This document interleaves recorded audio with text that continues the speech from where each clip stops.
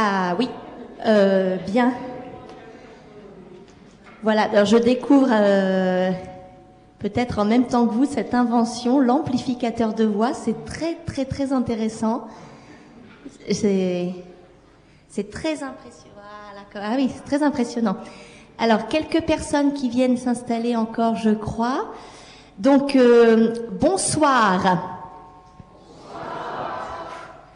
Bien, très bien. Donc le bonsoir, effectivement, je l'ai noté tout à l'heure, fonctionne bien. Donc je me présente, je m'appelle Analogique, je suis représentante ambassadrice du 6e continent. Voilà, qui est un territoire assez nouveau, et c'est pour ça que nous sommes là, pour faire un peu mieux connaissance avec vous les terriens. Voilà, les terriens de la Terre.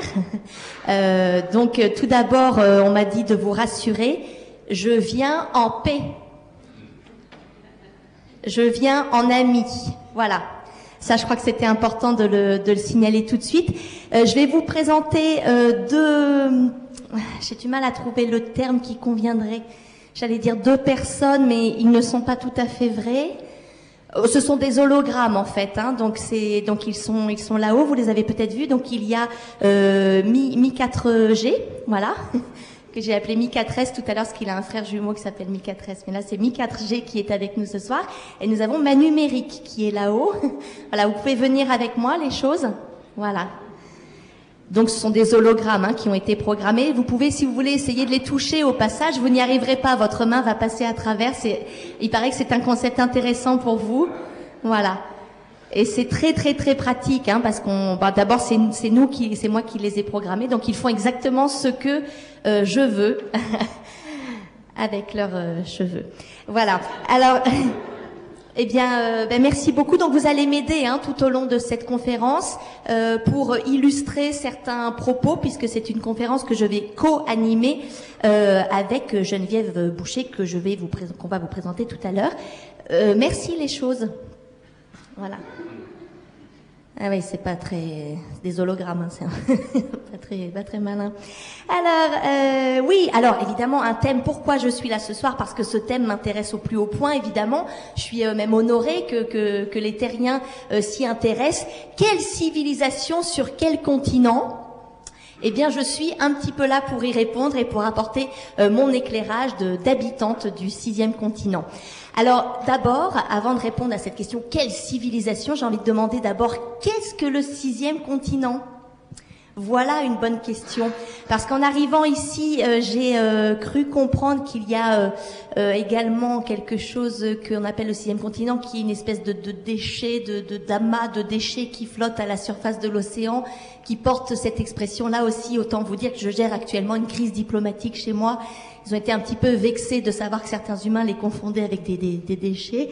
Mais je vais essayer de gérer ça très bien. Le 6e continent, bien évidemment, c'est ce nuage numérique qui flotte au-dessus de vos têtes. La question, c'est comment entrer dans le 6e continent?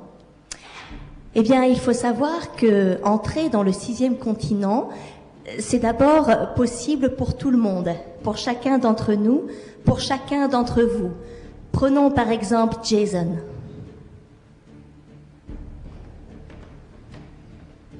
Jason est un être humain comme les autres. Jason est un être humain lambda. Un jour, Jason va faire ce geste qui bouleversera sa vie. Jason entre chez Darty. Bonjour Monsieur Gray. Voici votre commande, donc l'ordinateur, et nous vous offrons gracieusement la souris. Merci. À très bientôt. Au revoir. Jason Gray, sans le savoir, quitte le monde connu pour aller vers un nouveau continent. Alors, comment ça, monsieur? Menu, démarrer. Explorateur, je clique. Jason a la science moderne entre ses mains. Ah, un chat qui fait pipi dans les toilettes, ah, c'est trop drôle, ça, c'est génial. J'en veux encore. La vie de Jason est en train de changer, mais un jour, son existence va réellement basculer.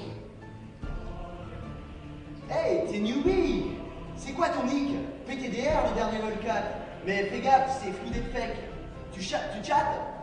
Jason devra trouver les clés pour comprendre ce nouveau monde. Non, non, chérie, ça va, c'est bon, j'ai mangé il y a 3 jours, ça va, c'est bon. Comment c'est bon? J'arrive à trouver les codes. Elle est où la clé 3G là? Parce que j'ai plus de wifi, moi je veux me faire kicker. Par le réalisateur de The Social Network. Oh, je suis niveau 4. Un film plein d'action. Un film plein d'amour. Chérie, je suis rentrée. Une rencontre extraordinaire entre deux hommes ordinaires que tout semblait opposer. Kiki 44? Allez l'OM 141? Kiki 44. Je suis ton père, papa. Rencontre avec le type du troisième. Bientôt en streaming et téléchargement légal sur toutes vos tablettes et téléphones portables. Voilà, pour vous donner une petite idée.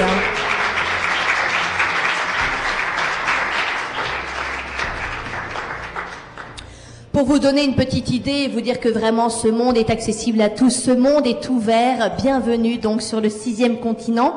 Je vais accueillir maintenant à mes côtés Yannick Lefeuvre, qui n'est autre que je ne fais que répéter ce qu'on m'a dit, directeur régional du Kenaham. On n'en a pas chez nous, donc je ne sais pas comment c'est, du Kenaham, pays de la Loire. Voilà. Bonjour Yannick. Bonsoir. Bonsoir. C'est comme ça qu'on fait? C'est comme ça qu'on fait. D'accord. Sur Terre. D'accord. Parce que chez nous, je vous montrerai ça tout à l'heure. Je ne sais pas si vous êtes encore. Vous l'avez dit? Ah, je veux bien. Bonsoir messieurs, dames. Bonsoir mesdames, messieurs. On va passer dans une nouvelle étape de notre cycle de conférences. Je vous rappelle que ce cycle est organisé en partenariat avec la chaire Développement humain, durable et territoire de l'École des Mines, Vivagora, le groupe Futurible International, Petit pas pour l'homme, bien entendu. Et la soirée d'aujourd'hui inaugure notre partenariat avec Vivagora. Vivagora, qui est une association à Paris fondée il y a un certain nombre d'années. Je vais appeler Dorothée Brouez qui en est la déléguée générale, pour qu'elle nous présente un peu l'activité de l'association. On a lors des précédentes conférences abordé la question des monnaies locales avec Massimo Amato, la mondialisation en question avec Thierry Pêche, les raisons de la colère avec Vincent de Gaulle-Jacques. Et puis, lors de la dernière conférence, nous avions une contribution sur l'avenir de la protection sociale. Aujourd'hui, nous nous engageons dans un nouveau cycle, participer à un monde complexe, c'est-à-dire qu'est-ce que c'est que cette société qui associe des technologies de plus en plus compliquées, éloignées de la décision du public ou de sa capacité d'agir sur l'utilité sociale des technologies. Qui peut parler de cette utilité sociale, où, comment, avec quelle gouvernance, etc. Donc c'est sur ces questions-là que nous allons essayer d'engager notre réflexion, pour terminer ensuite avec le groupe Futurible International, où là nous parlerons d'un univers sensiblement identique, mais différent, c'est-à-dire comment évoluer dans un modèle paradoxal, c'est-à-dire comment réunir ce qui semble proche de l'opinion publique, la doxa, et puis ce qui au quotidien s'en éloigne et nécessite néanmoins que au quotidien nous puissions prendre des décisions pour nous-mêmes, nos familles, etc. Je suis allé sur le site de Vivagora, et sur le site de Vivagora, on dit simplement que Vivagora questionne les valeurs de l'innovation technologique, son utilité sociale et économique, ses conséquences sociales, sanitaires, environnementales, en considérant que cette réflexion critique exige d'intégrer les multiples dimensions de l'innovation sociale, économique, environnementale, sanitaire, éthique et politique. Vivagora a récemment animé, porté à l'UNESCO un large débat autour des assises du vivant, J'espère bien que d'ici 2014, nous pourrons accueillir des prolongements de ces assises ici à Nantes et en Pays de la Loire. Et maintenant, je laisse la parole à Dorothée Brouès. Je vous remercie.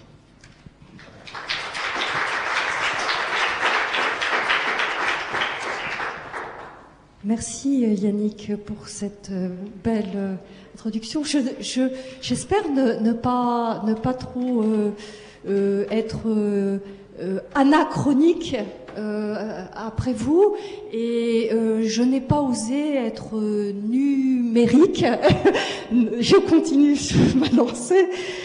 Mais je crois effectivement que c'est très important que nous puissions, dans un lieu comme le CNAM, et dans cet écosystème qui porte ces conférences du goût de l'avenir, se mettre ensemble pour questionner un certain nombre de perspectives techniques que, effectivement, à Vivagora, nous avons essayé de construire dans ces 3 prochaines conférences, parce que on parle beaucoup de la crise financière.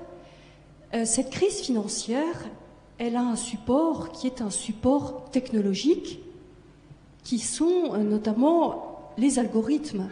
Les algorithmes qui sont des systèmes qui permettent de soutenir les mouvements sur les marchés de manière extrêmement rapide. Et vous voyez que d'ailleurs les mouvements sur les marchés sont en train aussi de fonctionner pour le sport, avec des systèmes grâce à la toile de manipulation des sportifs sur la question des paris à travers la planète. Ça part de Singapour, ça va aux États-Unis, etc.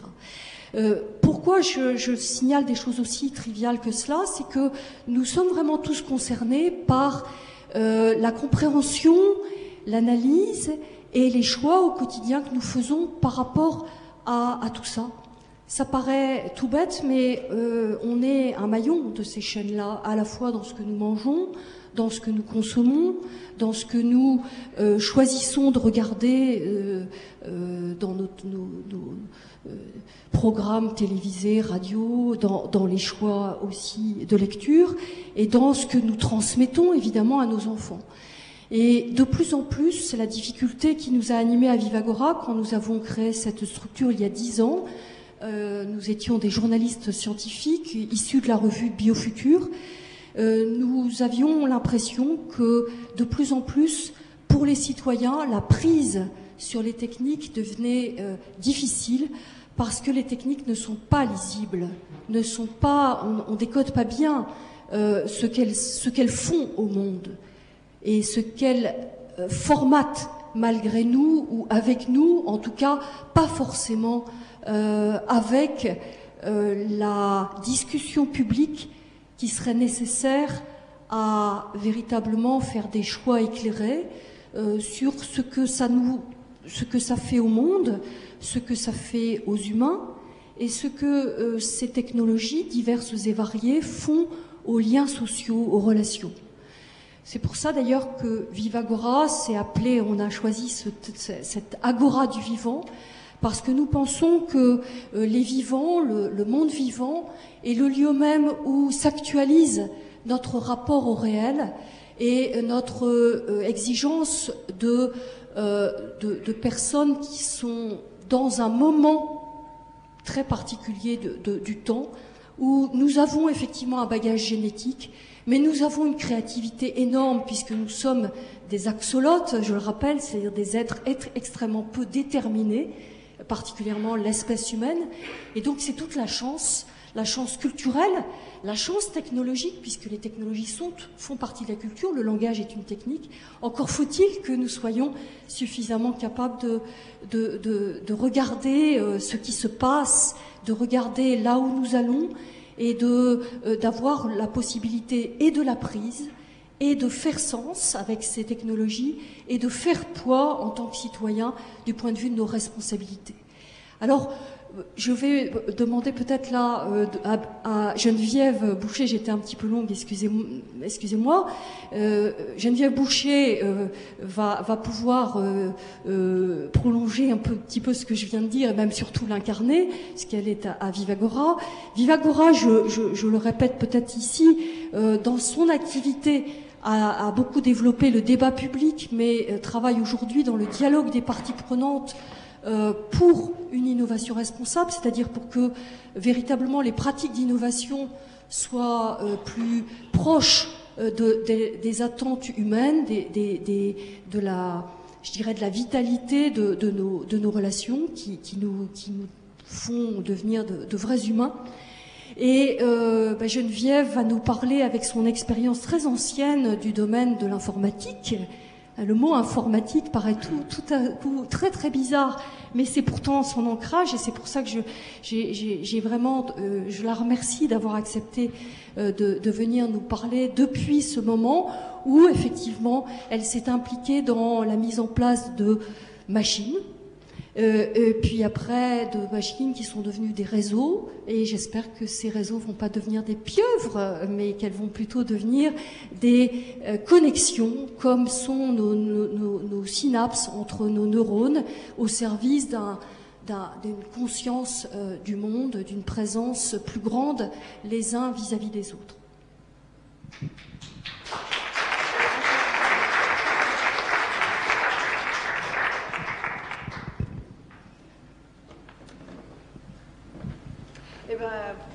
Bonsoir, je suis contente d'être dans cette ville où j'ai écrit mon premier livre.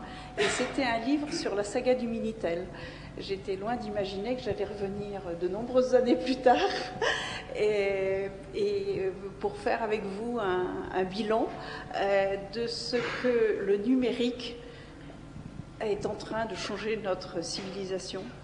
Ce n'est pas le seul paramètre qui change notre civilisation, mais c'est un paramètre tout à fait essentiel. Alors, oui, ça ne fait pas du tout ce que je voulais. Voilà. On va peut-être, pour commencer, déjà, je vais vous dire quelques mots sur moi. J'ai une spécificité, c'est que je suis futurologue.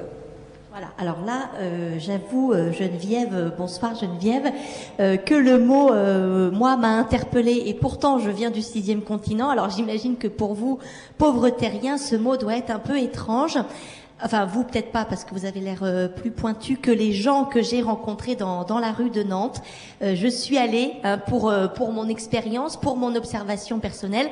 J'ai demandé aux gens, à monsieur et madame tout le monde, ce qu'était d'après eux ou pour eux un futurologue. Je vous propose de voir les réponses en images et puis vous nous donnerez votre point de vue d'expert. Pour moi, les futurologues ne sont que des imposteurs. Car moi seul, Madame Irma, peut vous voir pour vous l'avenir. Je vois partout et je vois tout. Je vois dans les lignes de la main, je vois dans ma boule de cristal, je vois dans les cacas de la biquette, je vois aussi dans les mares de café, je vois dans les mares de café de Colombie, je vois dans les mares de café de Guatemala, de Costa Rica, je vois dans les mares de café avec Arabica, sans Arabica, je vois dans les mares de café Maxwell qualité fine, une seule cuillère suffit. Je vois aussi dans les mares de café Nespresso, cappuccino, je vois aussi dans les toutes petites capsules de Nespresso. What else? Futurologue! Mais laissez-moi rire! Moi j'ai fait beaucoup mieux! J'ai fait une machine à aller dans le temps, aller dans le passé, aller dans le futur, et voilà! Futurologue, on peut rien faire du tout! Moi je peux aller dans le passé, modifier les événements, je peux aller dans le futur, voir ce qui va se passer pour modifier le présent. Voilà, moi j'ai un vrai pouvoir, mon Dieu! Une machine extraordinaire! Futurologue, non mais la blague, pourquoi pas passologue aussi, hein? Alors, je vais vous montrer! Marty, fais chauffer la DeLorean!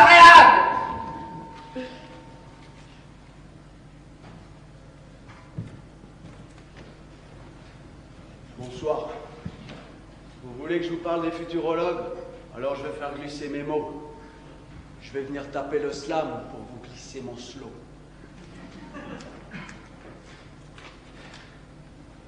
Si tu vas pas bien, de jour en jour, t'es déprimé, tu regardes le passé avec le psychiatre ou le psychologue.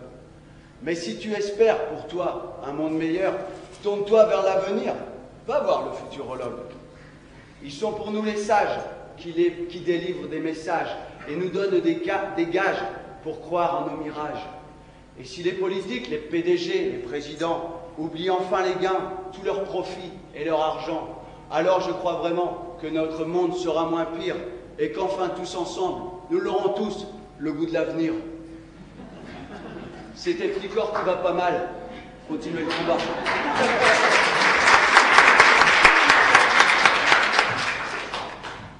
De quoi? Futurologue? Avec 2 L? Moque de moi, et puis... Non, je connais pas futurologue. Bon, ben, pourquoi pas, mais enfin, pour l'instant, non, je connais pas. On a fait, avec mon copain, on a fait à Disneyland. Moi, j'adore Disneyland. Moi, j'ai adoré. Moi, mon préféré, c'est Peter Pan. Voilà, Peter Pan, moi, je l'ai fait 4-5 fois avec les petites barques là qui font avec les petits automates et tout, les poupées, les quoi? Oui, futurologue, mais non, je vous dis, moi, j'ai pas fait. J'ai fait Parc Astérix, ouais, parce que je suis assez fan de Tintin et Milou. Alors, moi, j'ai beaucoup aimé ce parc à thème et tout. Moi, je trouve ça quoi? Futurologue, non, je vous dis, je connais pas. Et puis, franchement, c'est hyper loin, faut aller à Poitiers. Moi, tout ce qui est extra-périphérique, je trouve ça extra glauque, quoi. Et moi, voilà, quoi, c'est pas ça? Ah bon.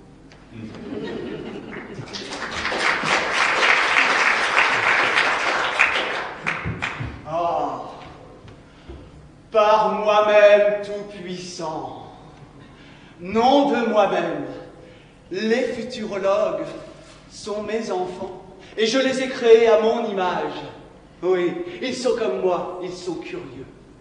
D'ailleurs, Saint-Pierre me le reproche souvent. Il me dit « Oh, vous êtes trop curieux. » Mais ce n'est pas grave, nous ne l'avons pas inscrit dans la liste des péchés capitaux.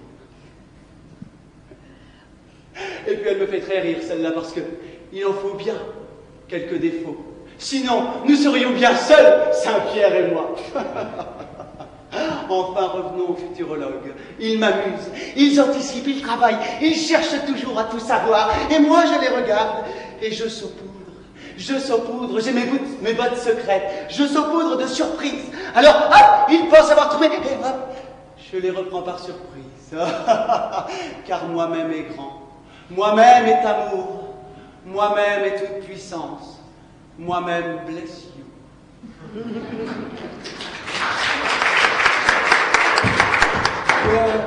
Futurologue?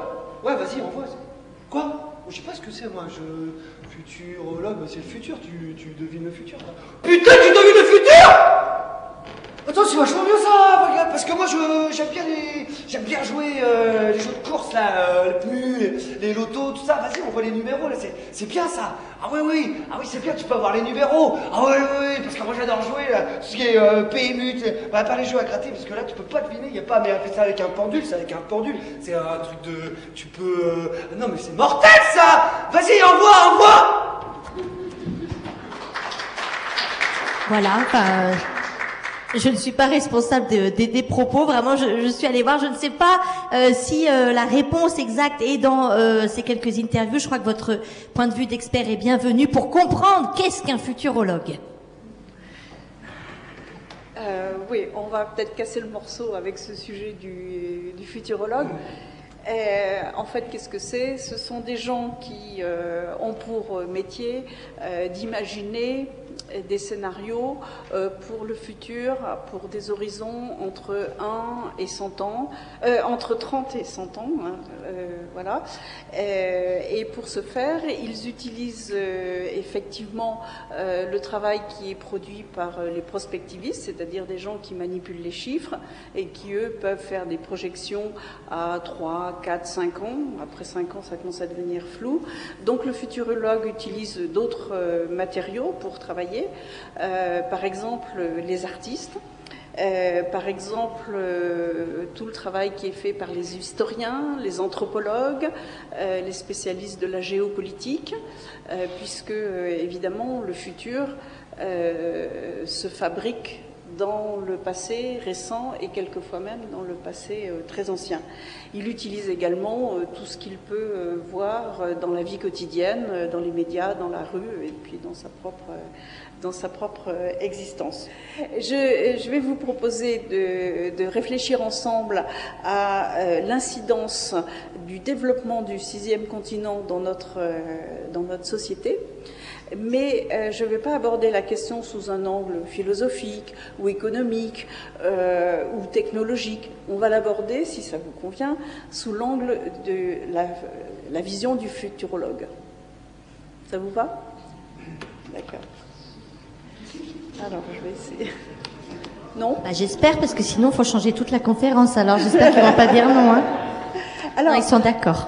Comme l'a évoqué succinctement Dorothée, au départ, il y a de l'informatique. Alors l'informatique, c'est des jeunes gens et des jeunes femmes enthousiastes qui veulent changer le monde, en particulier en supprimant toutes les tâches répétitives, ce qu'on appelle communément les tâches à faible valeur ajoutée. Et puis, ils veulent également... tiens, j'ai sauté un slide. Ça reste vous. Je vais vous dire ce qu'il disait, le slide précédent. Il disait que ce 6e continent, il se comporte un petit peu comme tous les autres continents. C'est-à-dire qu'à la fois, il nous effraie, et puis à la fois, il nous fascine. Et effectivement, on a peut-être raison de s'inquiéter. D'ailleurs, les artistes nous mettent en garde. Ils nous disent attention, c'est dangereux, et ils nous en montrent une version très noire. Mais en même temps, vous constatez que nous nous enfonçons dans ce continent inexorablement. Et pour ma part, je pense que c'est parce que le numérique nous donne l'impression d'être grand et fort. Et donc, nous en demandons toujours plus.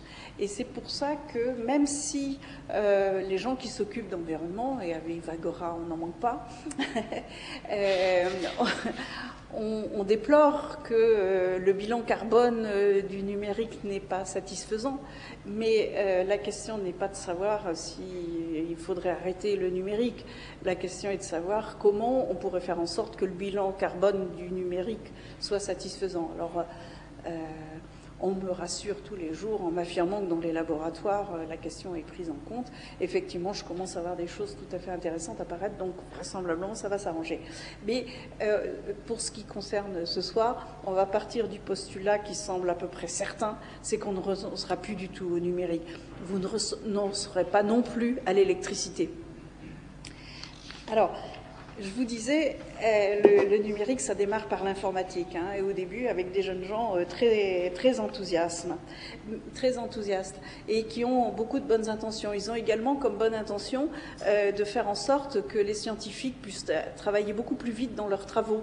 Et donc, ils leur proposent de brasser des quantités énormes de données et de les mettre en équation avec des équations très très compliquées qu'on ne pourrait pas faire à la main.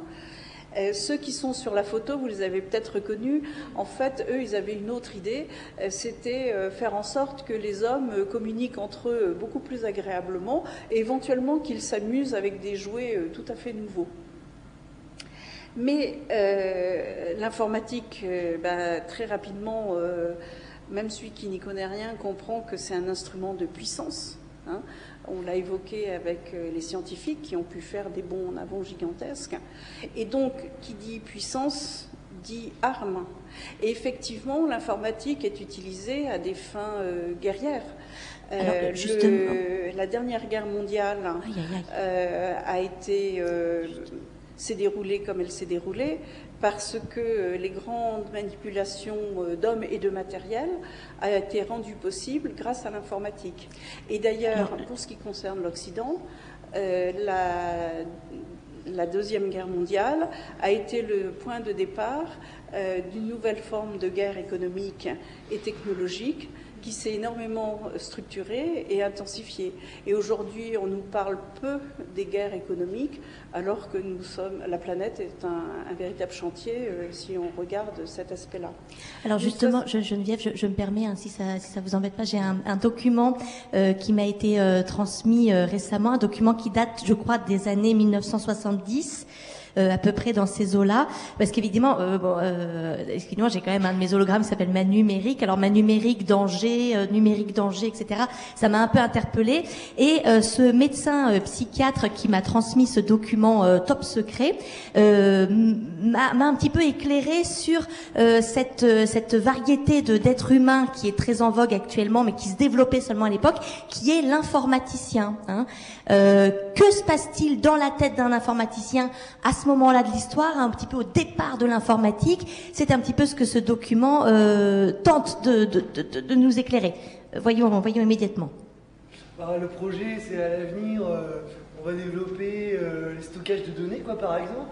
Alors ça va être énorme, ça veut dire que ce sera quelque part une mémoire, quoi, pour vous, disponible partout, quoi, une vraie mémoire. Donc ça va être trop cool parce que ça veut dire qu'on pourra numériser en fait des archivés, tout ça, mettre ses photos, ses musiques, même peut-être sûrement des livres. Ça veut dire on n'aura plus besoin de couper les arbres, quoi. On saura tout sur vous.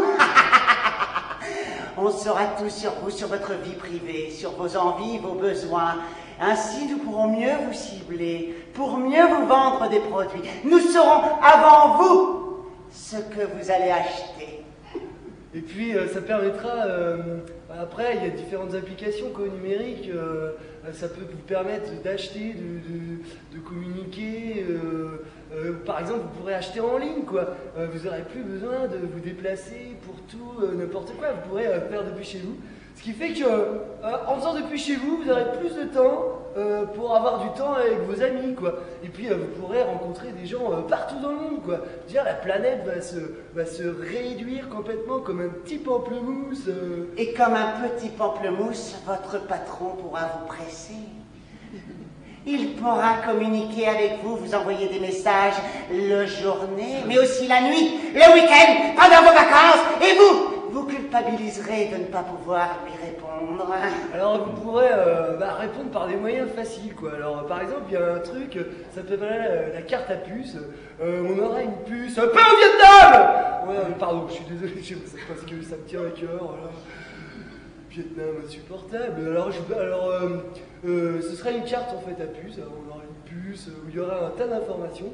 Et ce serait hyper pratique. Que nous pourrons pirater. Oui, nous pourrons pirater cette carte à puce. Ainsi, nous pourrons nous payer des choses avec votre argent. Nous créerons aussi un nouveau monde de la finance qui reposera sur le rien, le néant, le virtuel. Et nous lui donnerons une immense valeur. Alors la valeur sera autre chose en numérique parce que c'est... comment dire, en fait le traitement des données sera complètement révolutionnaire. On pourra faire beaucoup plus, ça va être un progrès énorme. Alors rien que pour chez vous, je veux dire, votre médecin pour avoir votre dossier, n'importe quel médecin pourra le retrouver, des capacités de calcul, ça va être un progrès pour, je sais pas, pour pharmaceutique. Pas au Vietnam. Pardon. Pharmaceutique, les scientifiques... Les guerres. Nous ferons des progrès pour les guerres, c'est-à-dire que nous pourrons tuer sans même aller sur le terrain. Nous construirons des machines qui iront se faire tuer elles-mêmes pour tuer, mais elles ne mourront pas, non, ce ne sont pas des humains. Ce sont des robots que nous avons créés et nous allons cloner. Alors voilà, j'ai envie de dire, bienvenue dans ce nouveau monde. Et n'ayez pas peur.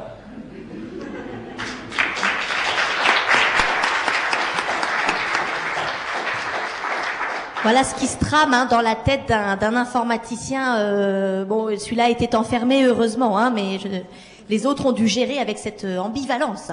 Vous voulez continuer ou vous avez peur? Voilà. On va aller. Je vais quand même, avec ce qu'on vient d'entendre, attirer votre attention sur le fait que on parle assez peu de l'interdépendance des nations dans le monde du numérique. Et quand on parle de la mondialisation, il faut avoir en tête que nous sommes tous interdépendants. Et je préciserai même que la plupart des nations sont dépendantes. Voilà, et ça nous a été rappelé à l'instant. Je vais donner un seul exemple qui illustre le type de lutte qui est en train de se développer, qui sont nouvelles, qu'on n'avait jamais vues. Hein, vous aviez probablement vu dans la presse que récemment Google bloquait les publicités Free bloquait les publicités de Google à ses abonnés. Et si vous avez essayé de comprendre ce qui était l'objet de cette manipulation bizarre, hein, c'était une façon de faire un acte de diplomatie numérique. Hein, en bloquant les publicités, on bloquait le revenu de Google. Et donc cet événement s'est déroulé à un moment où le gouvernement discutait avec Google pour savoir si on mettait en place une loi Google ou bien alors si on trouvait un arrangement avec Google. Alors, je voudrais vous citer un autre exemple que vous avez probablement en tête. Vous vous souvenez tous tout récemment du rapport Gallois. Et il a donné lieu à un débat assez inattendu parce que le rapport Gallois ne parle pas du tout du numérique. Et donc, évidemment, tous les gens qui sont dans la sphère du numérique ont protesté. Et ceux qui n'y sont pas n'ont pas très bien compris pourquoi il y avait cette protestation. En gros, on a vu deux courants de pensée très clairement émerger. Il y avait ceux qui voulaient faire repartir l'économie française, et puis ceux qui, dans un schéma d'anticipation, disent non, on ne va pas faire repartir l'économie française, on va s'appuyer sur les innovations disruptives introduites par le numérique pour construire la nouvelle forme d'économie qui va convenir à ce nouveau siècle. Et c'était tout à fait passionnant de voir le niveau d'incompréhension qu'il y avait entre, là c'était plus droite-gauche, c'était les modernes et les anciens de notre époque. Alors, très rapidement, l'informatique s'est mariée avec le téléphone. Et sans doute, nous avons franchi un cap dans notre capacité à s'approprier l'abstraction. En particulier, nous sommes tous en train de vider nos placards. Alors on est en train de se débarrasser de nos radios, de nos Walkman, de nos cartes routières, de nos GPS, de nos montres, de nos chronomètres, de nos minuteurs, de nos lampes de poche, de nos caméras, de nos appareils photo, de nos bloc-notes, de nos dictaphones. Bon, je vais peut-être arrêter la liste, elle est encore plus longue. Hein. Mais aujourd'hui, posséder n'est plus une priorité. C'est même une gêne quand on a plein de choses dans son placard. Il faut les ranger, c'est embêtant.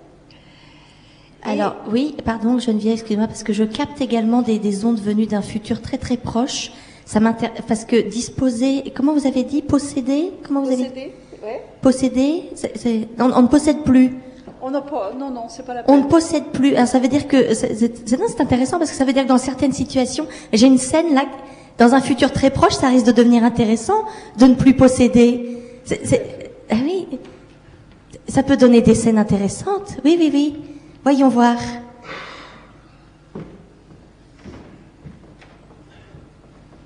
Ding dong. Oui.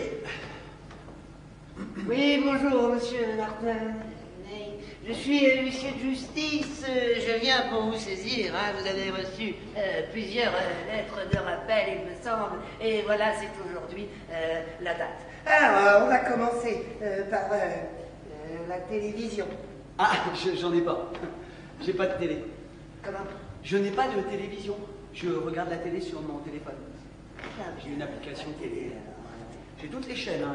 Même des chaînes qui viennent Alors là, ici, CD amplificateur. C'est pareil, ma musique, elle est sur mon... Enfin, j'ai tout stocké, vous voyez, j'ai tout ça dans des dossiers, musique. Vous n'avez pas de chaîne ici? Non, je suis que en MP3. MP3. À vos souhaits, oui. Alors, bibliothèque, vous avez bien quelques meubles ou quelques livres. E-book. Comment? E-book. J'ai l'application e-book. Vous avez un book? Non, on ne prend pas les animaux. Non, je dis e-book, e-livre pour vous si vous voulez. C'est-à-dire que tous mes livres, ils sont là sur Vous avez du papier là-dedans? Pas exactement, mais je peux lire en tout cas. J'ai tout téléchargé sur mon téléphone en fait, c'est le hibou. Bon, on va passer à l'électroménager, la machine à laver. Vous avez bien quelques machines? Non, j'ai une application blanchisserie. Ouais, une application blanchisserie, adoucissant, enfin tout ce que vous voulez. Une blanchisserie? Oui, une application, c'est super. Ah bon, bien. Ça sèche en plus. Écoutez, on va prendre les meubles, hein, même s'ils sont vides. Que voulez-vous? On va prendre... Eh ben, c'est que j'ai une application lévitation. Quand je veux me reposer, hop, application e-lévitation, je me mets en lévitation. Et mon assiette, elle se met en lévitation devant moi. Ma fourchette, mon couteau, c'est super. Vous vous foutez de ma gueule? Non, absolument pas. Non, je n'oserais pas. Lévitation, oui. Bon, ça il est pas bien, lui. Vous avez... Où est votre femme? Vous avez... Ah, ben justement, j'ai une e-famille. C'est une famille virtuelle, c'est génial. Regardez, ça c'est mon dernier, mon petit dernier. Il est joli, tout bleu. Oui, bah c'est son avatar, ça. Ouais, il est mignon comme tout. Ouais. Ouais. C'est bizarre. Non, ça, vous n'avez rien à part votre téléphone. Vous pouvez saisir le téléphone et puis c'est... Ah non, ça non plus, c'est pas possible. Si, donnez. Non, parce que j'ai l'application IBAF. Regardez comment. Ça marche bien. Regardez. Non, ça ne va pas. C'est le IBAF, regardez. Comment? Oh, tiens, ah bah ouais, j'ai fait une mise à jour, tiens, c'est marrant ça. Ça marche bien. Arrêtez ça. Arrêtez ça. Vous allez avoir des problèmes. Arrêtez ça tout de suite. J'y peux rien, c'est une application chasse d'héros. C'est vraiment que vous êtes un héros. Vous allez regretter, vous savez pas faire ça.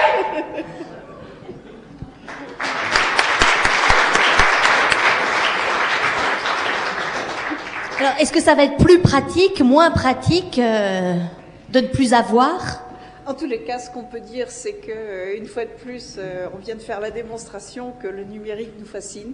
Hein, les applications que nous mettons dans nos téléphones, je ne sais pas si un jour elles donneront des fessées, mais en tous les cas, ce qu'on sait, c'est qu'elles nous permettent de rationaliser à peu près tout, notre temps, nos relations, nos formalités, etc., etc. Et c'est ça qui nous donne l'impression d'être grand, fort et puissant. Et donc, ça nourrit notre fascination. Il y a d'ailleurs, dans la foulée, quelque chose qui est peut-être un petit peu plus délicat. C'est que on est fasciné par la mobilité et donc on prend l'habitude de faire confiance au réseau, au cloud, hein, vous en avez entendu parler, c'est-à-dire en fait des ordinateurs que nous n'avons jamais vus. D'ailleurs, on ne sait même pas où est-ce qu'ils sont et comment ils fonctionnent. Et on confie à ces réseaux toutes nos données personnelles. Parce qu'on trouve que c'est beaucoup plus pratique de confier ces données, on sait les retrouver, en tous les cas l'ordinateur va nous les chercher quand on en a besoin, alors que nous, plongés dans nos vieux classeurs, si tant est qu'on est mis dans les classeurs, c'est un peu compliqué. Il faut avoir quand même à l'esprit que, tout à l'heure je vous parlais de l'interdépendance des nations en termes de numérique, on n'est pas très clair là-dessus. Et je m'étonne que nous ne soyons pas plus exigeants, nous les citoyens. On devrait avoir plus de clarté sur cet aspect-là. Enfin, toujours est-il que ces fameux smartphones sur lesquels je m'attarde un petit peu parce que c'est une partie très émergente du développement du monde numérique, eh bien, ils sont en train de ces smartphones sont en train de nous faire basculer dans un changement de valeurs complètement différent. Et en clair, nous sommes en train de quitter le monde du toujours plus pour aller vers le monde du toujours mieux. Et on va voir dans ce qu'on va développer tout de suite que ce simple changement est extrêmement profond. Et actuellement, la planète fonctionne plus ou moins sur un modèle de société qui est fortement inspiré du modèle occidental. Et donc, les Occidentaux sont en train de dire, mais on change de société. Est-ce que c'est un autre coin de la planète, un autre continent qui va inventer la société de demain? Et mon intime conviction, mais là c'est mon intime conviction, hein, donc à prendre avec précaution, c'est qu'en fait cette civilisation qui est en train d'émerger et dont nous avons un grand besoin, tous les jours un petit peu plus besoin, elle est faite par la classe moyenne de l'ensemble de la planète, sur l'ensemble des continents. Et ça, c'est quelque chose de tout à fait nouveau. C'est ce qu'on appelle des révolutions horizontales. On en a eu un avant-goût avec Anonymous et comment ils s'appellent, les indignés. Hein. Donc les indignés, ce sont des gens, vos neveux, vos nièces, et vos lointains neveux et nièces à travers la planète qui s'expriment. Et d'une façon générale, quel est le mécanisme qui est vraiment fort dans tous ces mouvements?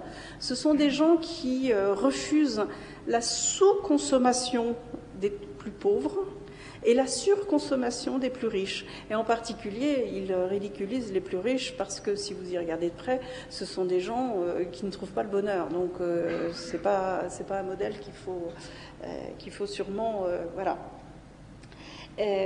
Si vous avez eu l'occasion d'aller dans des rencontres internationales thématiques, vous vous apercevez que les gens qui œuvrent dans les ONG, les athlètes, les gens qui sont dans la spiritualité ou dans tout autre sujet, quand vous regardez leur comportement, vous vous apercevez qu'ils se sentent plus marqués par le centre d'intérêt qui les réunit que par la nation dont ils sont issus. Et c'est tout à fait extraordinaire parce que il y a 20 ans, quand j'allais dans des colloques internationaux, on était d'abord français ou d'abord américain et accessoirement passionné par telle cause ou par telle cause. Et la deuxième chose, c'est que je suis toujours étonnée dans ces meetings internationaux de voir la convergence de vues. Hein, et on voit bien que ce mouvement est très fort parce que il est bien l'enfant conjugué de la mondialisation, d'une part, et du développement du numérique, puisque le numérique ne connaît pas de frontières. Alors, le numérique nous plonge dans l'abstrait, et l'abstrait, c'est la complexité. Alors, au début de l'informatique, on le disait tout à l'heure, les informaticiens programmaient, faisaient en sorte que les ordinateurs fassent des tâches répétitives. Or, en fait, les tâches que nous avons à faire, c'est des tâches de la vraie vie, donc qui appartiennent au vivant. Or, le vivant ne se modélise pas, puisqu'il est en constante évolution. Et donc, on a toujours eu des ordinateurs qui, grosso modo, faisaient à peu près ce qu'on leur demandait, sauf que dès qu'il y avait un cas particulier, ils ne savaient pas faire. Et donc, il y avait des mécontents, donc des tensions, donc il fallait résoudre le problème. Donc, on résolvait le problème, et en résolvant le problème, on crée des nouveaux problèmes parce que le monde avait changé le temps qu'on décide de résoudre le problème. Et donc, ce n'est pas par hasard si on utilise le terme révolution numérique. Révolution, c'est quand même un terme assez fort. Et en même temps, c'est un terme qui désigne un peu de l'abondance, c'est-à-dire quelque chose qu'on subit. Une révolution, on a l'impression que c'est un mouvement gigantesque, on est pris dedans, mais on ne peut pas forcément agir.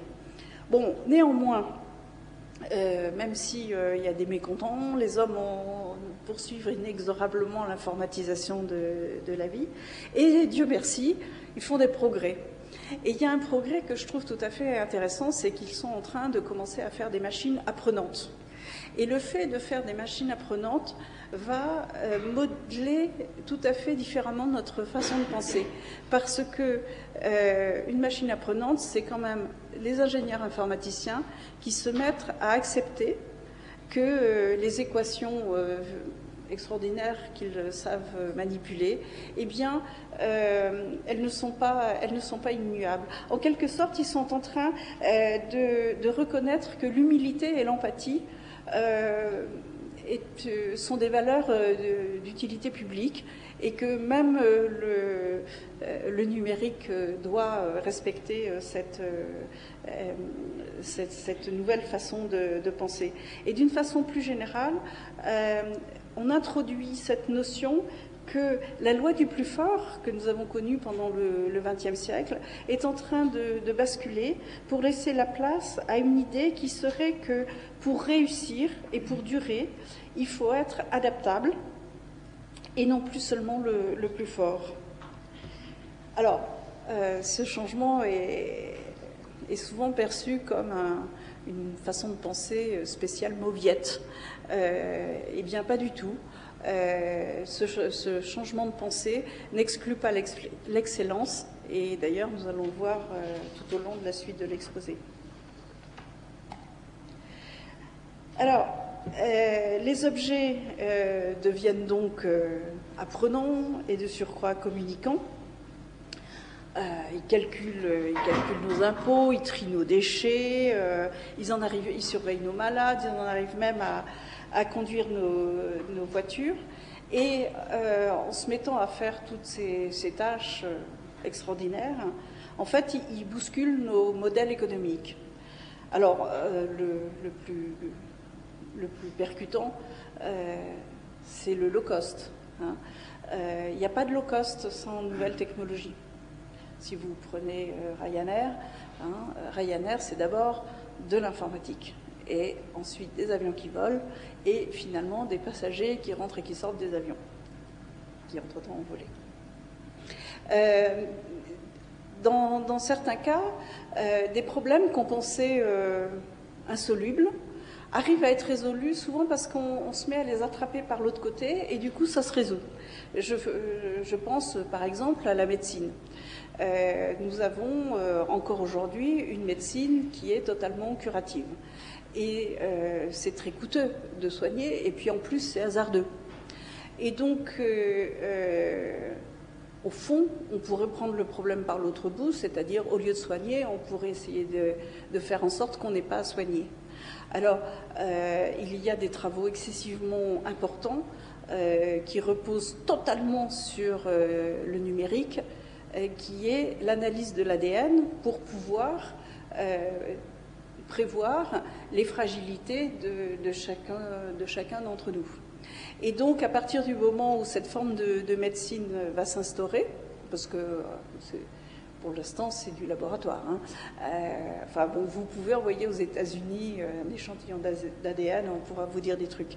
Le fait de passer d'une médecine préventive à une médecine curative, on chahute complètement toute l'industrie et les infrastructures dans lesquelles nous avons énormément investi. Et d'ailleurs, je vous signale au passage que les pays émergents qui ont ces investissements devant eux, ils réfléchissent de très près à voir comment ils pourraient réduire ces investissements. Un autre exemple du numérique qui bouscule nos modèles, c'est le partage de biens. Alors vous voyez énormément de sites qui se développent là-dessus. Je trouve qu'un exemple qui illustre bien toute la chaîne, c'est Autolib. Donc Autolib vous permet d'aller sur Internet, de réserver une voiture et de réserver dans la foulée une place de parking à l'endroit où vous avez l'intention d'aller. Et si, au moment où vous prenez le volant, le véhicule n'est pas en très bon état, vous avez la possibilité de le signaler. Et donc, de ce fait, l'utilisation d'Autolib est très fluide, sauf évidemment si on vous dit non, on n'a pas de véhicule ou pas de place pour vous, à ce moment-là, vous ne pouvez pas prendre Autolib. Mais si tout marche bien, vous avez une voiture disponible que vous garez à un endroit qui vous convient et dans un état correct, parce que avec ce mécanisme de voiture intelligente, si la voiture n'est pas en bon état, on vous la donnera pas. On vous le signalera dès le départ. Alors, tous ces objets, alors on va arrêter avec les exemples parce que j'en aurai des tombereaux, mais d'une façon générale, ces objets sont en train de nous donner accès à une vie de meilleure qualité et à moindre coût. Donc, la question se pose de savoir, mais qu'est-ce qu'on va faire de notre temps libre? Alors, je vous ai dit que j'étais... Madame ne me croit pas. Je vous ai dit que j'étais futurologue et quand j'étais étudiante, on se posait déjà ces questions-là. Et je me souviens qu'il y avait beaucoup de gens autour de nous qui disaient « Ah, bah, c'est très simple, on va développer le quaternaire », ils appelaient ça le quaternaire, c'était les loisirs. Donc on passerait nos journées au cinéma, au théâtre, sur les pistes de ski et je ne sais pas où. En réalité, ce n'est pas du tout ça qui est en train de se passer. Alors on va maintenant rentrer plus dans les détails. Hein. Ce qui est vrai, c'est qu'aujourd'hui, nous cherchons à développer notre vie extramatérielle. Ça, c'est indépendant, immuable. Mais nous allons voir que, en fait, c'est une vie dans laquelle on ne cherche pas forcément à s'amuser, mais c'est une vie dans laquelle on cherche davantage à s'accomplir. Et en fait, qu'est-ce que c'est que cette notion d'exigence d'accomplissement? La numérisation de la société détruit des emplois, en particulier ces fameux emplois répétitifs dont on parle depuis le début. Et il en crée des nouveaux. Et ceux qu'il crée sont en général plus décisionnels et plus créatifs que ceux qui ont été détruits. C'était le but. Donc de ce côté-là, tout va bien. Cette année, pour l'année 2013, en France, nous allons, si tout va bien, avoir un accroissement du PIB de 1,3%. Eh bien, dans le même temps, toutes les entreprises qui fonctionnent sur le marché du numérique vont poursuivre un taux de croissance de 15%. Autrement dit, un rapport de 1 à 15. Alors, ce chiffre est tout à fait réjouissant parce que si on admet que la modernisation de notre instrument productif et de notre économie passe de plus en plus par le numérique, on est content parce que on est rassuré, notre pays se modernise tous les jours. Mais on a quand même un problème à résoudre, qui est le suivant. C'est que cette informatisation, elle fait accroître les grains de productivité. Et dans le même temps, notre consommation ne croît pas dans les mêmes proportions. Non pas que nous consommons moins, mais nous voulons consommer mieux, c'est-à-dire nous consommons de façon beaucoup plus rationnelle. Et donc, nous en arrivons, en fait, à comprendre qu'il se passe quelque chose de complètement nouveau et qui perturbe énormément l'ensemble de nos économistes et des gens qui font tourner la finance. C'est que nous allons être amenés à avoir un autre regard sur la création de richesse. C'est-à-dire que la création de richesse que nous avons connue au XXe siècle et que nous surveillons avec un indicateur qui s'appelle le produit intérieur brut, le PIB, sa croissance est essentiellement adossée à l'idée que si tout va bien, on consommera plus. Or, nous ne sommes plus dans le marché de l'offre, nous sommes désormais dans le marché de la demande. Les pays en voie de développement, les BRICS, connaissent actuellement des taux très sympathiques de 7%. Mais une part importante de la population n'a pas encore tout à fait le nécessaire, le suffisant, on va dire. Donc, eux, ils vont poursuivre avec ces taux de croissance tout à fait sympathiques. En régime de croisière, il y a des historiens qui ont fait tout un travail pour essayer d'imaginer quel serait le taux moyen en régime de croisière de l'économie. C'est aux environs de 2%. Donc nous, on est en dépression, là, en ce moment. Hein. Mais en temps normal, c'est entre 2 et 3%. Donc, nous nous ne sommes plus intéressés par la croissance. Nous sommes intéressés par la qualité de vie. Et ça, nous n'avons pas d'indicateur. Et d'ailleurs, nous ne savons même pas comment se produit cette nouvelle forme de qualité de vie qui est induite par le numérique. Et en fait, ce que nous sommes en train de découvrir, c'est que nous allons nous diriger vers ce qu'on appelle l'économie de l'attractivité. Alors, qu'est-ce que c'est que cette économie de l'attractivité ? Nos enfants sont élevés dans la mondialisation. Et donc, ils vont vouloir aller dans les pays où le cadre de vie va être le plus attractif. Et ces pays vont accueillir en priorité les plus talentueux, les plus intéressants d'entre nous. Donc la compétitivité entre les pays se fait maintenant sur l'attractivité, et l'attractivité socio-culturelle en particulier, et non plus seulement sur la compétitivité industrielle telle que nous l'avons connue aujourd'hui jusqu'à ce jour, où cette attractivité industrielle faisait que si on produisait plus, on avait plus à distribuer et donc la vie matérielle était bien, mais pas la vie extra-matérielle. Donc nous allons avoir à nous mettre d'accord sur ce que c'est que la création de richesse au XXIe siècle. Alors, je vais vous proposer un petit rappel historique. En fait, si on reprend les travaux des anthropologues et puis après des historiens, tout part de la famille. Et cette famille, il faut la vêtir, la loger, la nourrir.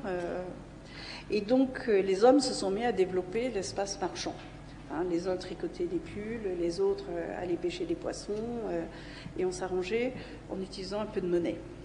Mais quand la civilisation est organisée comme ça coince un peu. Donc rapidement, les gens se sont aperçus qu'il fallait que les uns et les autres donnent un peu de leur temps pour faire marcher le bien commun. Donc entretenir les routes, prendre des décisions diverses et variées, et rendre la justice. Et quand on a une civilisation qui contient ces trois composantes, on a quelque chose qui marche. Il n'y a rien à dire. Mais il y a quelque chose qui n'est pas parfait, c'est que le vivre ensemble n'est pas organisé. Et donc, c'est comme ça que s'est développé l'espace associatif. Alors, par exemple, au Moyen-Âge, l'espace associatif était très en concurrence avec l'espace régalien. L'espace marchand était très affaibli. Enfin, ce que je veux dire, c'est que les proportions changent à travers le temps. Moi, j'ai tout mis avec la même surface, mais en réalité, ça change avec le temps. Et là, excusez-moi, dans l'époque que nous sommes en train d'aborder, on a commencé à le voir, la créativité devient quelque chose d'excessivement important. Et donc, on voit un cinquième espace apparaître, qu'on appelle le pré-marchand. Et en fait, c'est l'espace dans lequel on va chercher, découvrir, butiner, imaginer, prototyper, en quelque sorte préparer l'avenir. Et donc, si on regarde avec beaucoup de recul ces 5 espaces, on s'aperçoit qu'ils se partagent en 2 espaces, si je mets un petit peu à part la famille, parce que c'est une sphère un peu particulière, mais on s'aperçoit que nous avons 2 espaces bien caractérisés. La vie quotidienne, la vie de tous les jours, le concret, et le terreau. Et c'est dans le terreau qu'on prépare le futur et qu'on répare le passé aussi, quelquefois. Et on s'aperçoit qu'une nation qui n'entretient pas son terreau va mourir. Elle peut vivre au quotidien, mais à un moment donné, son quotidien ne se renouvelle pas et elle va être appelée à disparaître. Et si vous avez ce schéma en tête et que vous regardez l'actualité, vous êtes en train de vous apercevoir que nous mangeons notre terreau. Nous sommes en train de le cramer, nous l'empêchons de se renouveler. Et pourquoi nous le faisons? C'est pas parce que nous n'y croyons pas ou que nous n'en prenons pas soin, c'est que notre modèle économique ne permet pas de le faire. Voilà.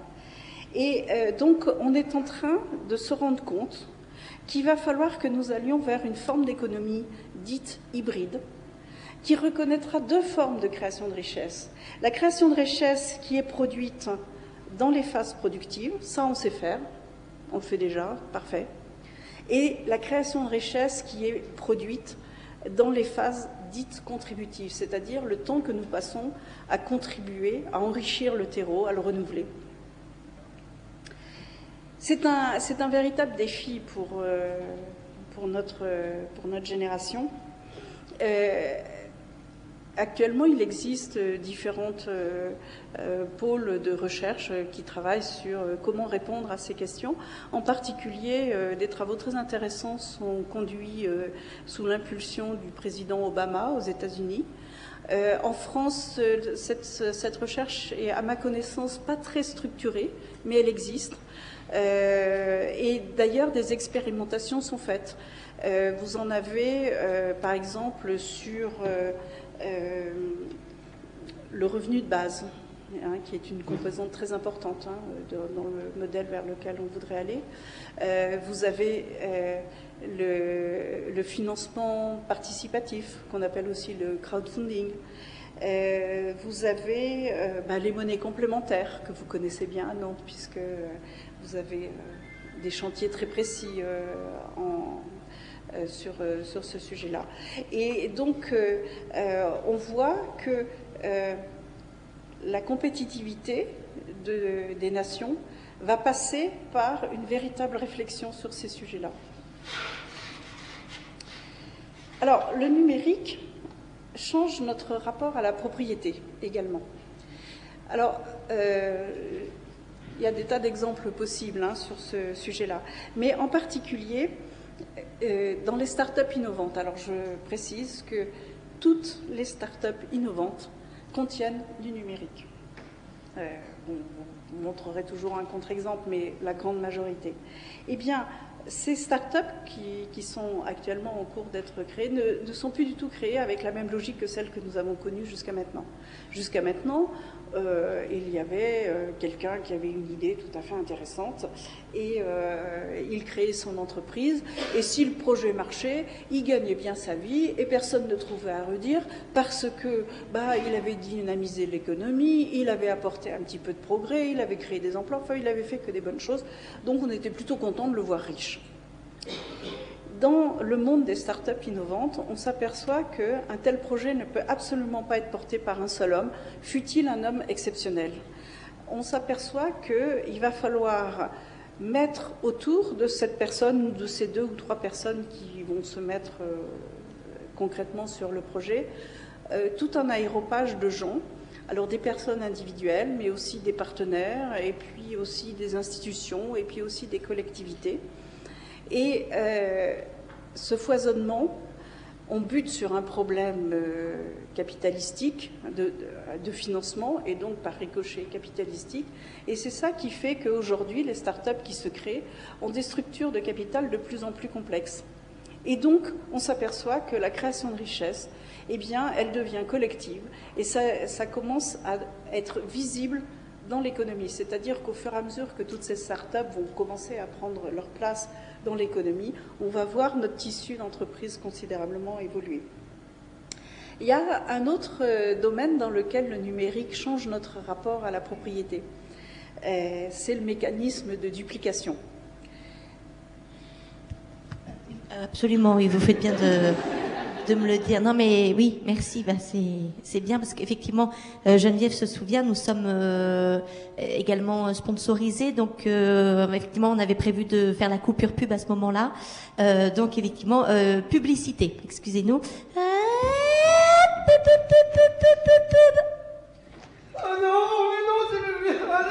Non, c'est le mien, je m'en souviens très bien. J'ai eu ce DVD chez Total en prenant du gasoil. Avant, divorcer, c'était l'enfer. Mais maintenant, grâce au partage Wi-Fi transfert, tout est beaucoup plus simple. Bon, écoute, arrête de pleurer, c'est bon. Je te fais le transfert de 10 ans de musique commune, 10 ans de films ensemble, 10 ans de photos, nos factures, nos déclarations de revenus. Voilà, je fais copier-coller, je te l'envoie. Le divorce, ça peut se faire sans force. Ceci était un message du ministère de la Famille en faveur du divorce pour tous.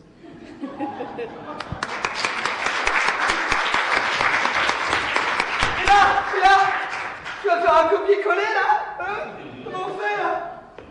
Moi, laisse tomber la casserole. Alors, qu'est-ce qu'on fait de la casserole, Geneviève? Eh ben, on va lui expliquer gentiment. Hein. Ah, on la coupera prend en le deux. temps, faut pas l'énerver. Non, il est Ce serait sensible, dommage. vous avez vu. Ouais. Par contre, ce qu'on peut retenir et sans refaire le débat sur Adopi, c'est que compte tenu de ce qu'on vient de dire tout à l'heure, notre rapport à la culture n'est pas un objet marchand. Et c'est pour ça que le débat d'Adopi était un débat à part.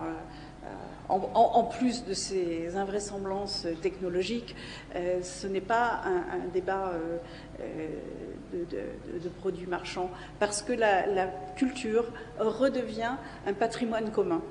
Et donc, nous avons un problème très précis qui est d'utiliser et de faire utiliser correctement l'espace numérique, parce que dans l'espace numérique, la culture, nous la fabriquons, nous la partageons, nous la propageons, et nous en avons besoin pour nous ressourcer.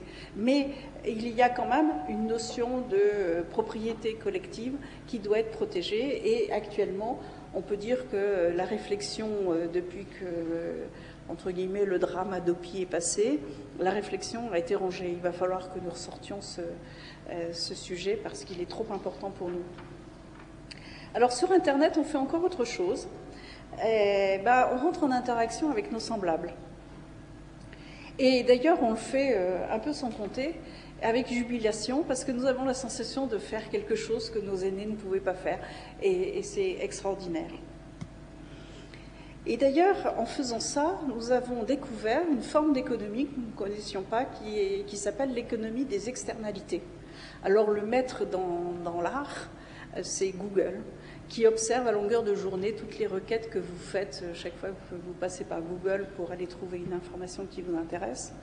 Et en compilant l'ensemble des requêtes que vous faites, vous, corroborées à l'ensemble des requêtes qui sont faites par tous les gens qui font des requêtes, Google se retrouve avec des données comportementales extrêmement importantes pour tous les gens qui font de la stratégie, essentiellement dans le secteur marchand et dans le secteur régalien. Et cette économie, eh bien, c'est vous qui la faites tourner.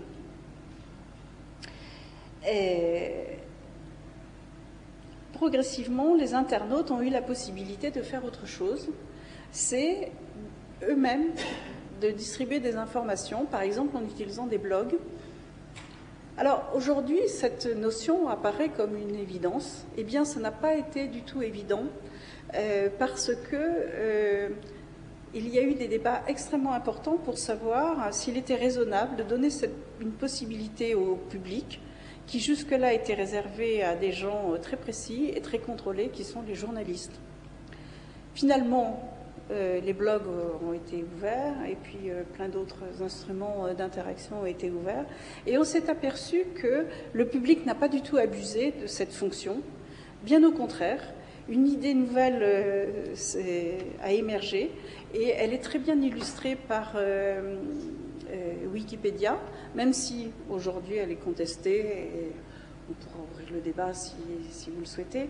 Mais l'idée qui a émergé, c'est que dans la foule, quelle qu'elle soit, il y a toujours un ou deux experts ou un ou deux porteurs d'idées qui vont veiller à ce que les choses soient dites clairement et proprement.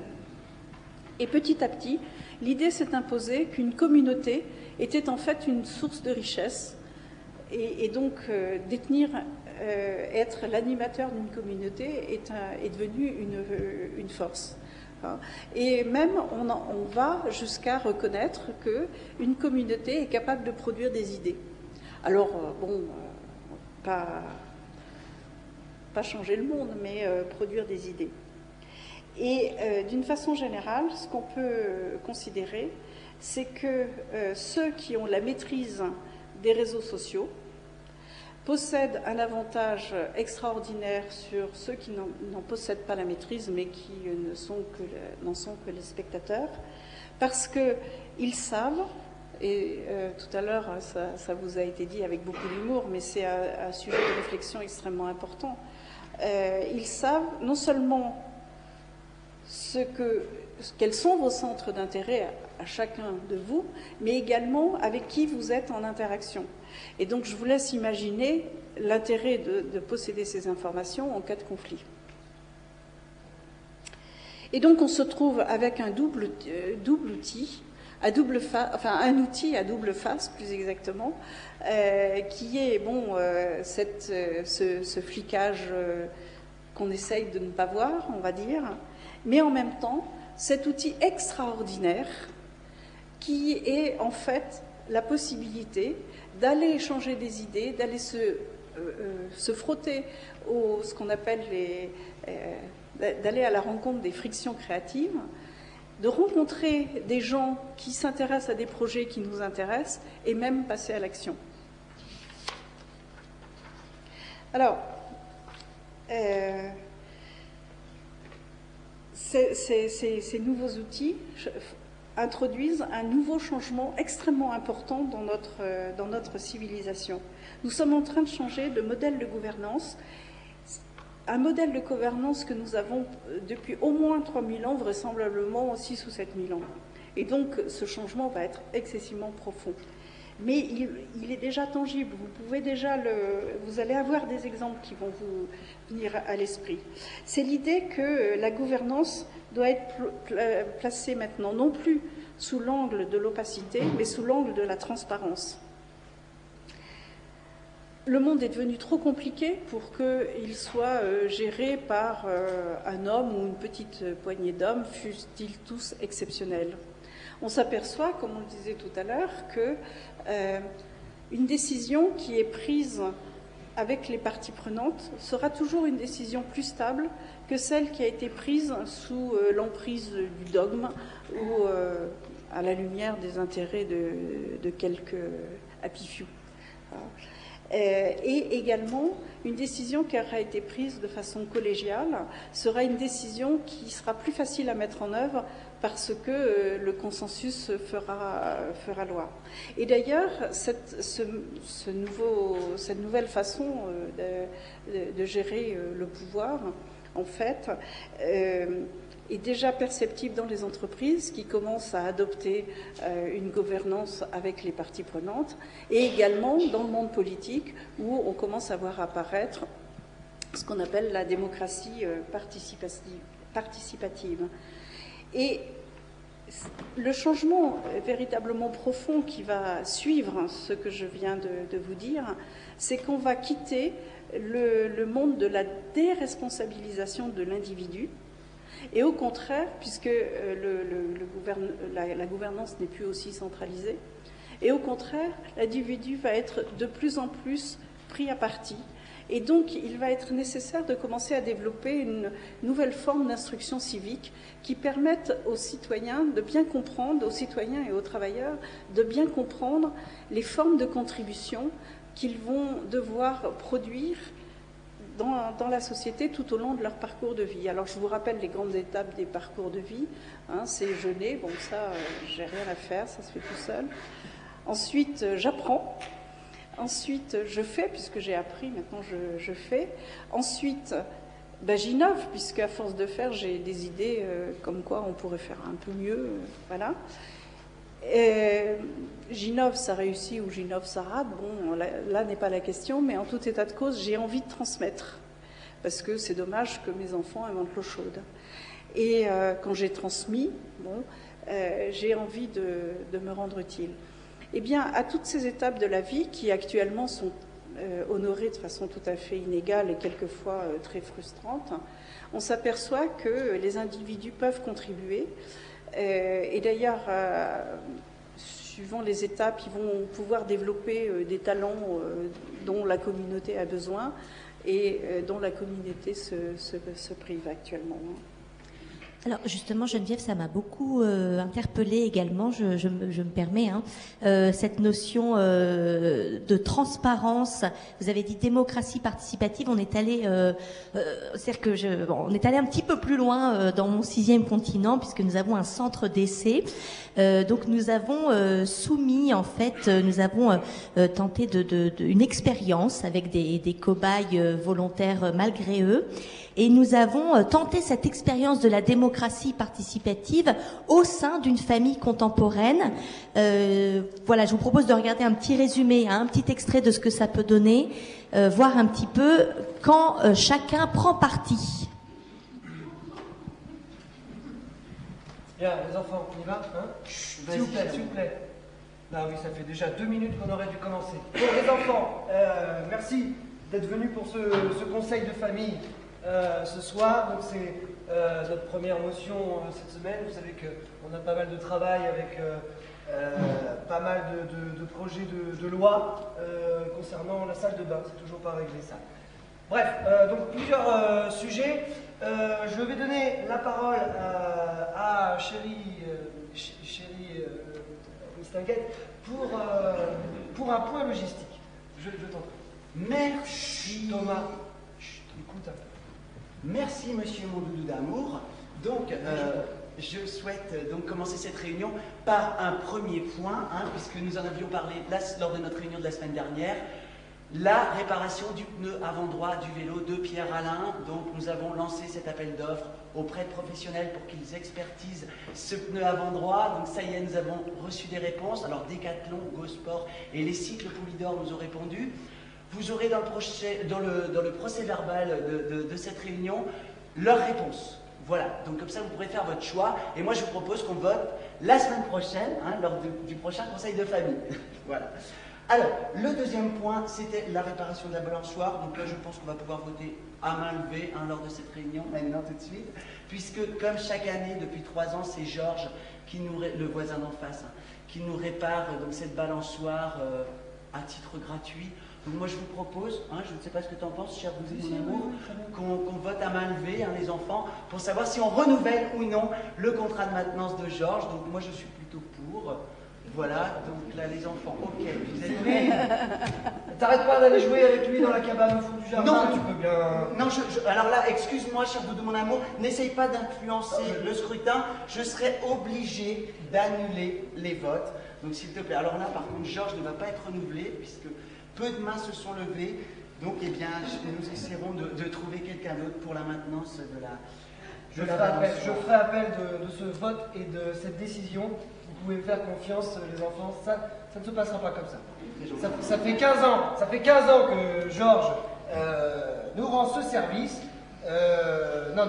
Je suis pas très contente pour Georges. Enfin bon, voilà, c'est votre choix, on est en démocratie, vous avez choisi, pas de problème, je ne ferai pas de scandale ce soir. Alors, mon troisième point. Chérie, je suis désolé, tu as dépassé ton temps de parole. On va passer à un autre sujet. Alors, il y avait Kevin qui avait une requête qui voulait qu'on revoie notre mise en place dans la table du salon pour nos dîners dominicales. Donc, on va en parler. Tout de suite, un petit rappel. Je rappelle qu'il y a notre assemblée extraordinaire.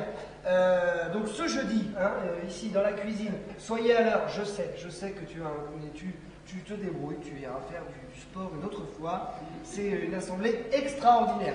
Alors il y a aussi, on travaillera sur l'avant-projet pour les vacances de Pâques.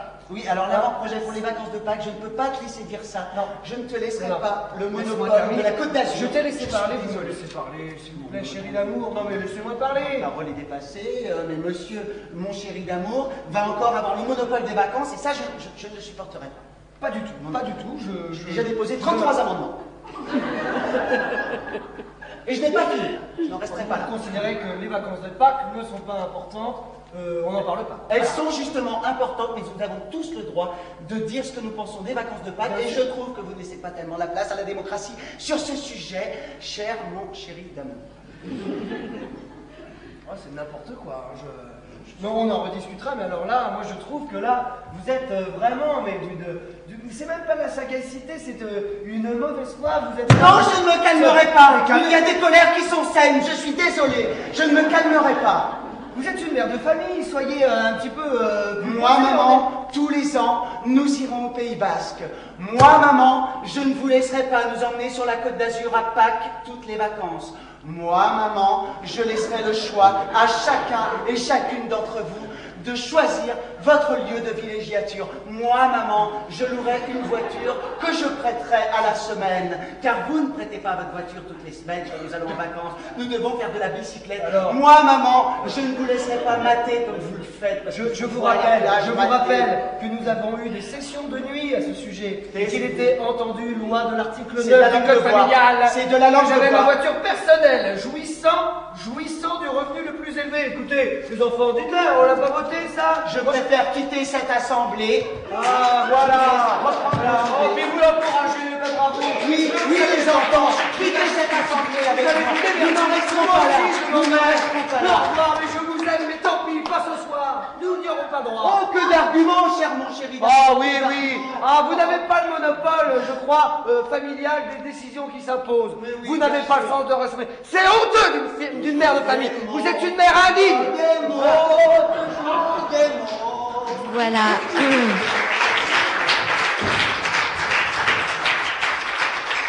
Moi, je suis toujours choquée de voir que le premier article du Code des familles n'est pas respecté. On le dit, que dit ce premier article? Pas devant les enfants, not before the children. Alors voilà, un petit peu choquant. Je vous laisse la parole. Je crois que là, on a une démonstration de l'âge zéro de la démocratie participative. Et c'est ça qui m'enthousiasme, c'est que je me dis, on a tellement encore à apprendre, à découvrir. C'est une expérience, on est au début de l'expérience, il faut encore qu'on travaille. D'accord. Moi, personnellement, je trouve ça assez formidable. Mais on va peut-être revenir sur nos sujets et les bouleversements que nous sommes en train de vivre à notre vitesse. Donc, on était en train de dire les modes de gouvernance sont en train de changer considérablement. Je vais prendre un seul exemple, qui sont les armées d'un certain nombre de pays développés. Actuellement, quand vous avez un homme sur le terrain, on estime qu'il y a à peu près 40 hommes qui ne sont pas sur le terrain et qui sont complètement engagés dans le conflit. Alors les uns font de la stratégie, les autres font de la logistique, les autres font de la diplomatie. Il y a énormément de corps de métier qui sont actionnés. Mais cette nouvelle organisation donne à penser qu'on arrive à une redistribution du pouvoir et également une redistribution de l'héroïsme qui n'est plus fait de la même manière. Or, vous savez probablement que l'héroïsme, c'est ce qui frappe le plus notre imaginaire. Donc, quand ce paramètre change, on voit que beaucoup de choses vont changer autour de nous. Alors, tout ce qu'on a vu, ça nous amène à mieux comprendre ce que l'on appelle la seconde Renaissance. Alors, la première Renaissance, vous la connaissez, elle date du XVe siècle, c'est Gutenberg qui développe l'industrie du livre. Et donc, en développant l'industrie du livre, il fait en sorte que le savoir, ou du moins un certain savoir, devient accessible. Alors, certes, les livres ne sont pas arrivés du jour au lendemain dans les maisons, mais tout de même, celui qui voulait vraiment pouvait commencer à avoir accès au savoir. Et le savoir, le fait de posséder du savoir, c'est démystifié. Et à partir du moment où le savoir s'est démystifié, les hommes ont commencé à prendre confiance en eux et à penser par eux-mêmes. Et ça a été le point de départ de la Renaissance, dont on peut considérer que l'apogée a été, pour ce qui nous concerne, les 30 Glorieuses. Et donc, cette première Renaissance, elle prend ses origines il y a environ 500 ans. Et nous, avec le Web 1.0 conjugué au Web 2.0, nous avons non seulement, nous bénéficions d'une diffusion du savoir complètement décuplée, mais cette fois-ci, nous avons un paramètre supplémentaire qui est la possibilité d'aller à la rencontre de gens avec qui nous allons pouvoir développer des projets et passer à l'action. C'est essentiellement le Web 2.0. Et C'est sans doute par ce canal-là que nous allons pouvoir développer cette nouvelle économie. C'est d'ailleurs ce qui est en train de se passer. Et pour ma part, ce que je trouve d'un peu extraordinaire quand vous participez à toutes les aventures qui sont en train de se dérouler, c'est que ces projets sont souvent portés par des hommes et des femmes qui sont en état de résilience et qui, pour le moment, font des créations de valeur et qui sont, en fait, qui échappent à ce qu'on appelle l'économie spéculative. Et donc, le mouvement se fait presque à l'insu de ceux qui pensent détenir le véritable ordre du monde, on va dire. Voilà. Et en fait, ces gens-là, qu'est-ce qu'ils font avec des projets qui sont souvent humbles, mais qui, à eux tous, finissent par commencer à dessiner la nouvelle civilisation vers laquelle nous voulons aller? Eh bien, c'est une civilisation qui s'adresse à un monde plus mature, où seuls les produits exportables et les biens et services exceptionnels vont servir d'échange entre les continents. C'est-à-dire que le drame du hachis parmentier de ce week-end, c'est typiquement quelque chose qui va forcément disparaître. D'abord parce que la traçabilité, elle a été faite par des technocrates qui, sans doute, n'imaginaient pas qu'on allait détourner le système. Mais surtout, est-ce bien nécessaire d'avoir des quartiers de viande qui font des triangulaires à travers le truc pour finalement arriver dans une assiette 3 km à l'endroit où le bœuf a grandi, où le cheval a grandi. Voilà. Bon.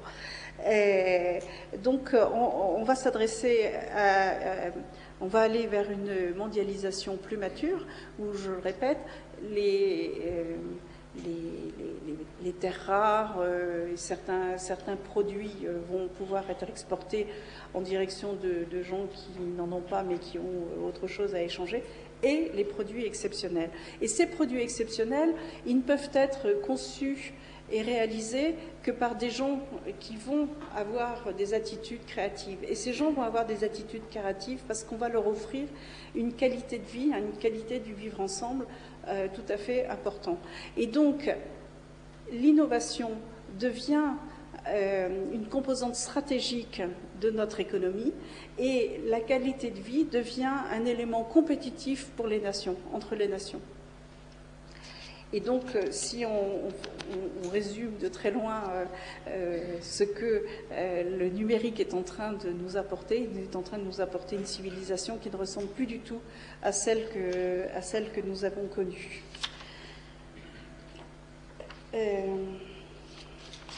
Attendez, j'accélère un petit peu. Alors, donc on voit qu'il y a une mutation qui est en train de se faire, et je pense qu'il y a 2 générations qui sont particulièrement concernées par cette mutation. Il y a les générations montantes qui doivent affirmer, et se donner la peine d'affirmer, parce que ce n'est pas forcément facile, se donner la peine d'affirmer leur choix, le monde dans lequel ils veulent vivre. Et puis, il y a les seniors, qui doivent se mettre à l'écoute et également en action pour accompagner ce changement dont, de toute évidence, nous avons besoin. Mais les seniors, ils ont un rôle à jouer parce qu'eux seuls sont les passeurs entre le passé et le futur. Or, le futur ne se construit que sur le passé. Et donc, d'une façon générale, on va avoir à se centrer sur quelques débats de société particuliers. Évidemment, comment instaurer la nouvelle civilisation, étant entendu que les gens qui sont en place n'ont pas la possibilité de le faire, soit parce qu'ils ne la comprennent pas, ce qui est déjà une cause tout à fait importante, soit parce qu'ils en tirent des intérêts auxquels ils ne sont pas prêts à renoncer. Et néanmoins, il va falloir que ça se fasse, parce que si ça ne se fait pas, nous votons pour notre effondrement social et économique. Évidemment, si on rentre plus en détail dans la réflexion, il faut que nous contribuions tous à cette démarche qui consiste à dire comment nous pouvons faire en sorte que l'économie contributive puisse être reconnue. Ok, on sait comment marche l'économie productive, il faut se concentrer sur l'économie contributive. Et enfin, le troisième point qui me semble tout à fait important, c'est comment nous allons protéger notre bien commun sur le 6e continent. Alors le bien commun par communauté, puisque avec la mondialisation, la notion de nation commence à devenir une notion qui est un petit peu floue.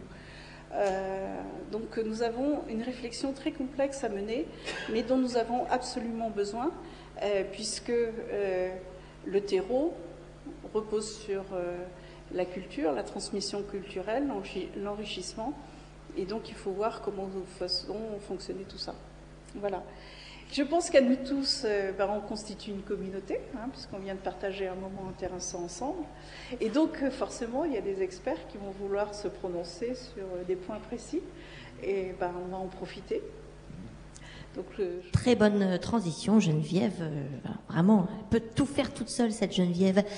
Puisqu'effectivement, arrive maintenant le moment des questions du public. C'est-à-dire que c'est le moment où jamais, si vous avez une question, si vous avez besoin d'un éclaircissement, si vous avez envie de parler de quelque chose, de lancer un débat, voire une polémique, eh bien, Geneviève est là pour y répondre.